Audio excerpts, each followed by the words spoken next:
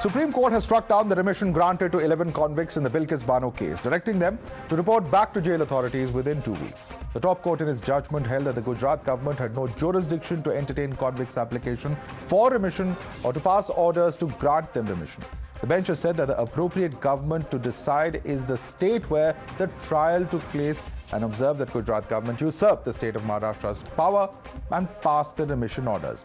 The Apex Court has also held that the Supreme Court order of 13 May 2022, which directed the Gujarat government to decide the remission as per the 1992 policy, was obtained through fraudulent means and by suppression of facts. Declaring the 2022 order as null and void, Supreme Court said all proceedings in pursuance of the said order stood vitiated. Notably, the Supreme Court has also stated that the Gujarat government was complicit and acted in tandem with the petitioners who moved the top court seeking remission. The court has decided is that the state of Gujarat had no power to give remission. This application should have been made to the state of Maharashtra because the trial took place there and they alone had the power to give remission. And then they've gone on to say this is a case of usurpation of power by the state of Gujarat. They've said the state of Gujarat was complicit with the convicts. The court said that the petitioners have committed a fraud on the court. Opposition parties have welcomed the Supreme Court verdict, saying that justice has finally been delivered. Taking pot shots at the BJP, the Congress has referred to the felicitation of 11 convicts when they were released from prison. The Congress has said the judgment has exposed the real face of BJP and termed its slogan of Beti Bachao, Beti Padhao a mere jumla. It is a revolutionary judgment because simply speaks the truth. It shows the mirror to power. क्या-क्या शब्द इस्तेमाल हुए थे? संस्कारी परिवार, ब्राह्मण परिवार. गुजरात सरकार ने आखिर क्यों इस फैसले को लिया कि इनको हमें छोड़ना है? उनके अधिकार क्षेत्र में नहीं था, फिर भी उनको छोड़ा. उसी दिन छोड़ा 15 अगस्त के दिन, जिस दिन प्रधानमंत्री जी लाल किले से कह रहे थे कि महिलाओं का अपमान हम नहीं बर्दाश्त करेंगे, उनकी सुरक्षा हम करेंगे. उन्होंने सारे नियमों को तोड़ करके इनको छोड़ा. माला पहनाई गई, कहा गया कि ये संस्कारी ब्राह्मण हैं. तो बार बार सवाल उठता है क्यों इनके साथ इतनी नरमी क्यों और बिल्किस बानो के साथ इतनी सख्ती क्यों? यह देखने वाली बात है कि मोदी सरकार जो बात करती है बेटी बचाओ बेटी पढ़ाओ नारी सम्मान, किस तरह से उन्होंने समर्थन किया बिल्किस बानो के बलात्कारियों का. आज की कोर्ट ने कहा कि स्टेट की कंप्लिसिटी इसमें दिख रही है. सोचिए, बीजेपी का असल चेहरा जो है वो आप तमाम के सामने आज उजागर हो चुका है. बीजेपी की सरकार बिल्किस बानो से माफी मांगे. And in a statement issued through her lawyer, Shobha Gupta, Bilkis Bano has thanked the top court for the verdict and said, "Today is truly the new year for me. I have wept tears of relief. I've smiled for the first time in over a year and a half. I've hugged my children. It feels like a stone the size of a mountain has been lifted from my chest and I can breathe again." That's the statement coming in from Bilkis Bano. A big day today for Bilkis Bano, and a person who's been with her throughout this legal journey has been her lawyer, Shobha Gupta. Thank you so much, ma'am, for joining us here on Times Now. Ma'am, with today's verdict of the Supreme Court nullifying the Gujarat government's decision to grant remission to 11 convicts involved in the gang rape of Bilkis Bano, how significant do you think is this ruling in the context of justice for Bilkis Bano and her family? This has reaffirmed the faith. You know, she has fought the battle after suffering what all she has suffered. That was difficult for anyone to survive. She did survive. She took up the fight which nobody could have taken up. She suffered a jolt in 2022 when they came out. She still recollected herself and initiated the battle again. So this is today, you know, that reaffirmation of faith in justice, and it's an absolutely good victory for her, right? She is elated, we all are elated, and it's a victory for all of us. Victory in terms of, you know, when justice prevails, rule of law prevails, and this is the day when rule of law prevailed, and a kind of confirmation that yes, you can fight for justice. Sometimes things may delay, but at the end of the day, there is a ray. There is, you know, a lot of light at the end of the tunnel. When you're saying that your faith in the judiciary and justice has been reaffirmed, are you talking about how long this journey has been, how difficult it has been for Bilkis and her family members? What exactly are you referring to, ma'am? In all terms, she was barely 20, 22 when she suffered all this. She lost 14 members of her family, immediate family. 2 minor brothers, 2 minor sisters, first-born child, mother, Poopa, Poopi, who not. And at that young age. It had never been easy for her, this fight. She had, everything is now documented in terms of judgments. Supreme Court in 2019 noted this, that she lived a life of nomad for all these 17 years. She could never be at one place. So the stability could come only after 2019 judgment, when the appeals had been dismissed by Supreme Court after the conviction was upheld by High Court of Bombay. And this was unfortunately, something, a somersault. She had to restart everything. They came out. So the fight had been extremely tough. The best part is the society stood by her. She was never left alone. The battle was never like her battle alone, all alone. Ma'am, the fact that the order says of the Supreme Court that the government of Gujarat was complicit and acted in tandem with one of the convicts, does this call for a further probe? I am not going into that. I'm sorry. But, for me, this is good enough that what we have placed before the court in terms of that, it doesn't look that the government acted fair. And it was as if the government or the authorities concerned had used the order of 13th May 2022 passed in Radheshyam's petition to give remission to all. As if there was a direction to give remission to all, and it had, if you see the remission order, the way it was processed, it appears as if they have considered the 13th May order as a mandate to grant remission.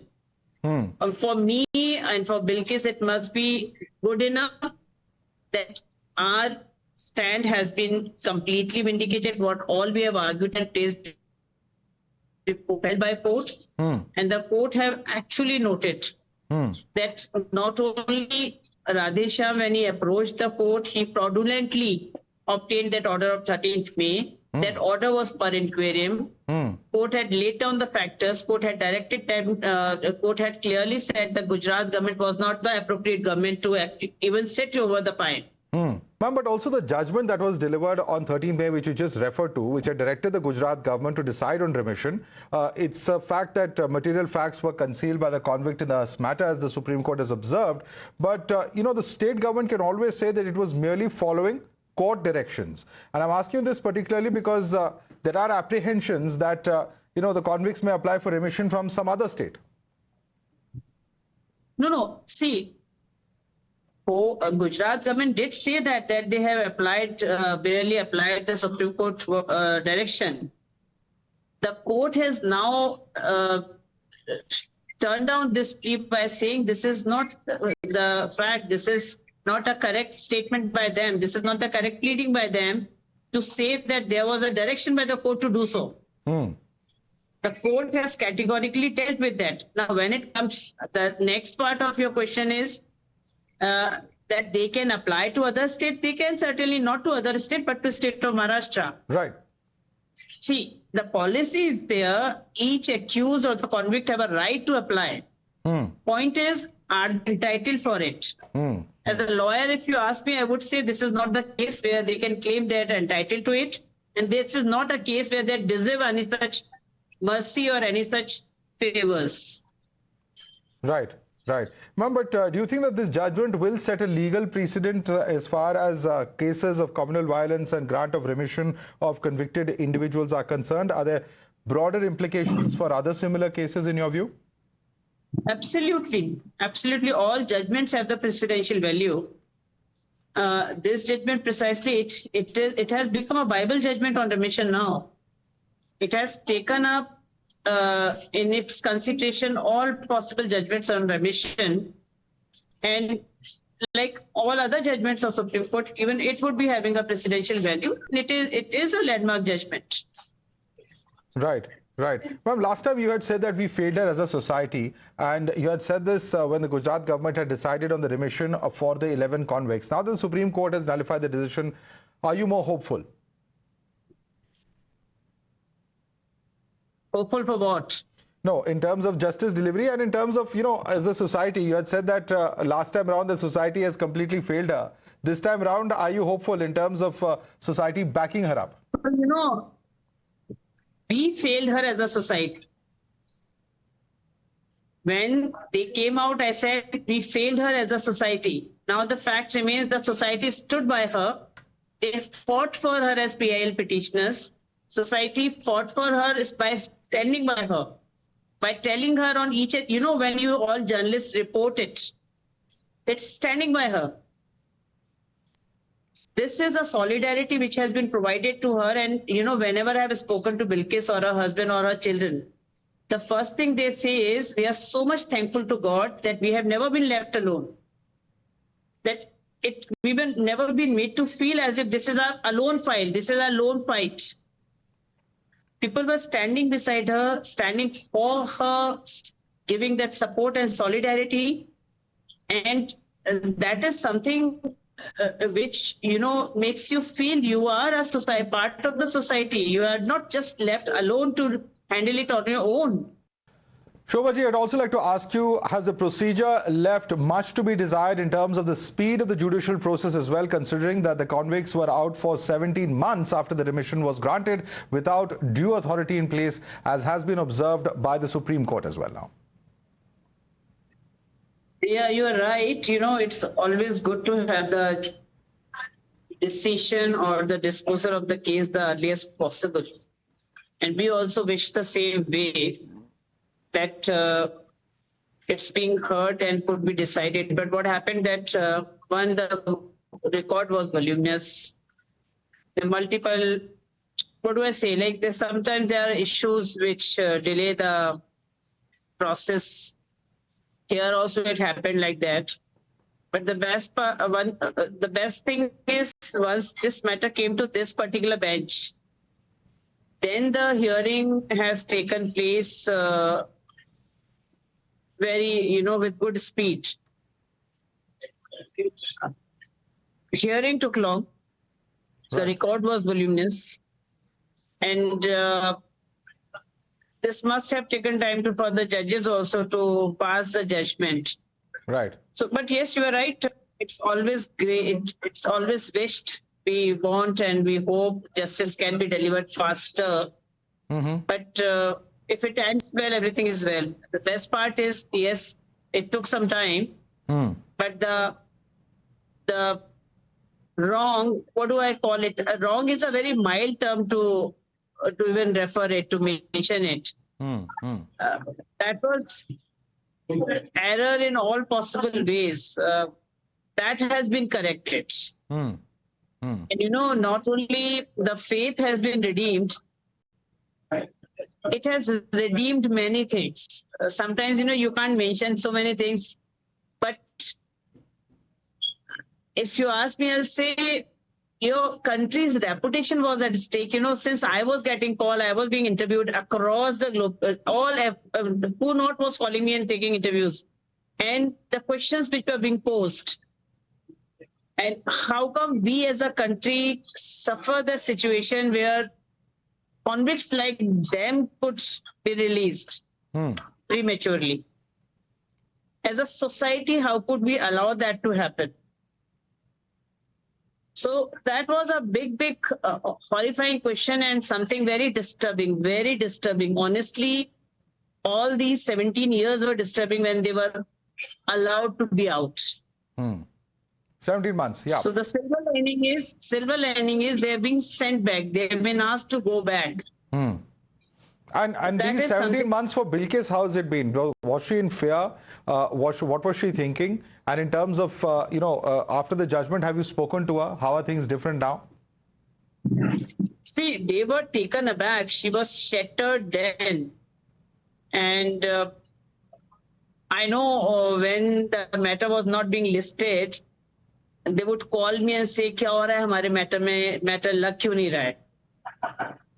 क्या court सुनेगा नहीं? So, you know, those were the questions, those were the doubts, that are we not important enough for our matter to be heard? And when are they going to do this? Somebody, you know, even journalists would say, the people otherwise would say, no, it would go like that. So that disappointment, that feeling of being, that feeling of being left out, being cheated upon. She in fact issued a statement saying, is this the justice all about? And today she is elated. She is a very, very, very satisfied person, very, very happy person in terms of her faith in the system, her faith in rule of law, her faith in justice has been redeemed. So yes, a happy day for all of us, not only for her. If she is happy, we all are happy. If justice is done to her, we all are happy. Justice is done to all of us because we as a society felt cheated out. So good day. That's why I say congratulations to all of us, to everyone who believe in the rule of law. All right, Shobha Gupta, thank you so much for joining us and speaking with us so candidly about what has certainly been an extremely shocking case, a case that, as you rightly said, has tested on many, many aspects how we as a society look at heinous crimes, and of course, a number of legal precedents that have also been set through the course of this entire judgment. Thank you so much for joining us this evening.